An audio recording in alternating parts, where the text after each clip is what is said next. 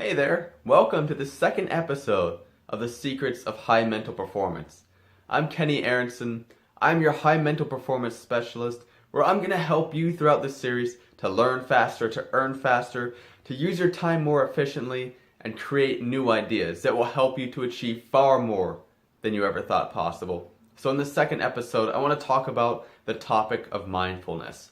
I want to talk about what mindfulness actually is, how it affects you, how some people have used it to achieve far more than others in their lives, and most importantly, I'm just going to give you guys some techniques and some ideas for how you can incorporate mindfulness into your life so that you can accomplish all your goals, all your dreams, everything you ever thought possible. So let's go ahead and start with just talking about what exactly mindfulness actually is. Some people, they don't actually understand exactly what it is, but I just have a very simple definition for mindfulness. So I just view mindfulness as always examining your situation. So I could look at my environment right now. I can think about what I'm doing with my life, the people around me. It's just taking all these factors into consideration and then just really thinking about them. So someone who's very mindful, they're always, examining their situation, thinking about how it could be different, how it could be better, and how everything kind of fits together. So someone like Leonardo da Vinci or Steve Jobs, they will look at their life, kind of what's happening in the bigger picture. They're going to think about this situation.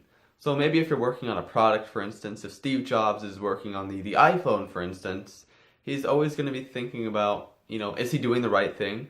Is he on the right path? Then he also thinks about the people he's working with. Did he make the right decisions? And someone like this is just constantly thinking about, what could be done better? Because a lot of people, they fall into the trap of what's called autopilot thinking. So you might have seen this, maybe they've worked at the same job for 20 or 30 years. Like I know when I first was in high school, at the end of high school, I got my first job and I worked at Wendy's. Sometimes people, they get stuck in the same routine for years and years and years. People will work the same job for 20, 30 years. And that's the exact opposite of mindfulness. I mean, sometimes there's always exceptions, but someone who's not mindful, they're just not thinking about their situation. And if you want to be a high mental performer, this is something you really have to do. You got to be mindful. So the person who's stuck in that same job for 20 years, they never really consider, could things be different? Am I really happy here? Or most importantly, someone who's mindful is going to say, what could I be doing different right now? So that's the first thing I want you to do, to start incorporating mindfulness into your life. Just start thinking, am I on the right path? Am I doing the right things? Am I around the right people? Because something important for mindfulness is actually considering the people that you surround yourself with. Because there's a very famous quote that says this: you are the average of the 5 people that you spend the most time with. And I just want to give you guys a second to digest that because it's very important. You really need to be mindful of who you give your time to, of who you give your emotions to, because they heavily influence you. They heavily influence what you're going to do, what you're going to accomplish, your goals, your mindset, all these different things. You really need to be mindful of the people. Also your environment. If you're in a bad environment, if you're in a negative environment, that also affects everything. So you need to think about, am I in the right environment? A lot of people aren't in the right environment. Like for instance, it's more likely for people who are in environments with lots of drugs, crime, abuse, all these different negative factors. It's much more likely for someone in this environment to stay in that environment, to do those things. But let's say we have someone mindful, someone who, they might have been born into that situation where there's a lot of drugs and crime, but if they're mindful, they realize, I could change this. So the mindful person, what they do, they're going to change that. They're going to come up with ideas for how to get out of that. Maybe they just move out of the place. Maybe they move to a new state, a new city, a new country. And that's being mindful of your environment. You also need to be mindful of your actions. Because a lot of people say that, you just got to work harder to get to your dreams. You just got to work harder to build wealth or to achieve your goals. Sometimes that's not true. Because if you just do hard work and you're not mindful about the actions that you take, sometimes you won't make progress. It's a difference. People will work very hard at a fast food job or, a factory job. They might work 40, 50, 60 hours a week. But someone like Jeff Bezos, he works just as much, probably more. But do they get the same results? No, the results are completely different. So you got to be mindful of the actions you're taking. And one thing that I found really helpful for doing this is, just examining your goals and then selecting actions every single day that you take that get you closer to that goal. And that's being really mindful of the actions that you're taking, because you always need to think about how everything fits together. A high mental performer is always doing this. They're always observing their actions, everything they're doing, and it's very important if you want to accomplish more. So, just mindfulness. There's a couple of other things you can do as well. You need to be, actually, I'm going to say this. You got to be mindful of the goals that you set, because all goals are not created equal. Some people will say, don't set goals too high. Don't set massive, unachievable goals, because they're unachievable. The high mental performer does something different. The high mental performer will set massive goals that change the world, that have the potential to change your life. So as a high mental performer, you got to set goals that are 5, 10, 20 times bigger than everyone else. Do you think that Steve Jobs was setting little tiny goals that had no impact on the world? No. Then you also got to back it up by action. You actually have to go for these goals. Because it's one thing to have goals and dreams. It's another thing to actually go for it. The high mental performer is going to go for these goals. And as we go through the series, I'm definitely going to show you guys how to actually go for the goals, how to get them faster. That's something that's important, because you could either take 20 years to do it, you could take 10 years, you could take 5 years. It all depends on your high mental performance habits, what you're doing, and just being mindful. We'll take it back to mindfulness. You got to make sure you're taking the right actions. And of course, it does take some experience.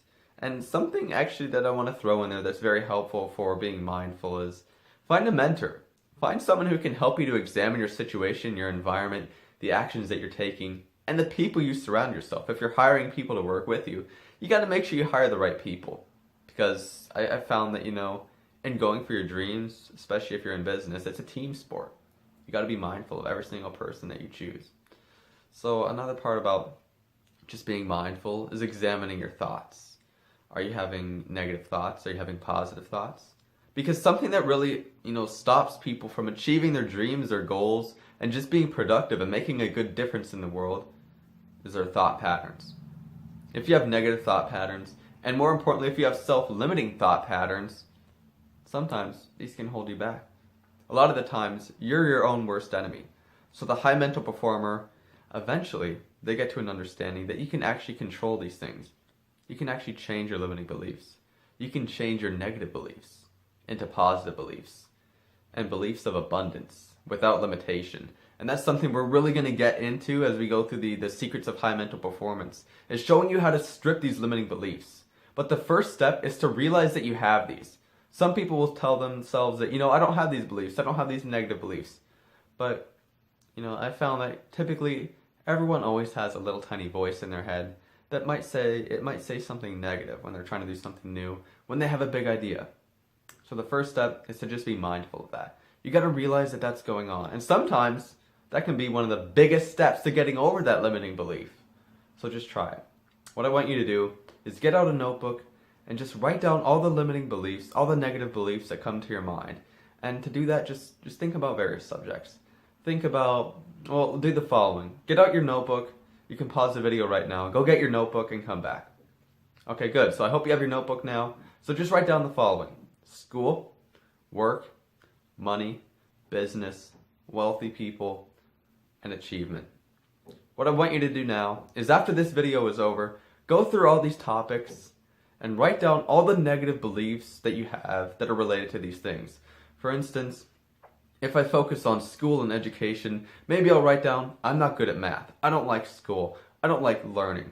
I don't like all these things. Or for wealth or business or the rich people are bad. Money is bad. And just look at all these different things. Limiting beliefs are also, I can't make money. I'm poor. I don't have abundance. I'm in a life of scarcity. I'll always be poor. Just write down all of these. And that's the first step, is just realizing you have these. The next thing you need to realize is that none of these are true. They're imprinted on you either by society, your parents, or just some outside influence. So what you can do, I want you to write down all of these things on a couple sheets of paper, and in between each self-limiting belief, or lie, or negative belief, give yourself 4 spaces. Give yourself 4 lines.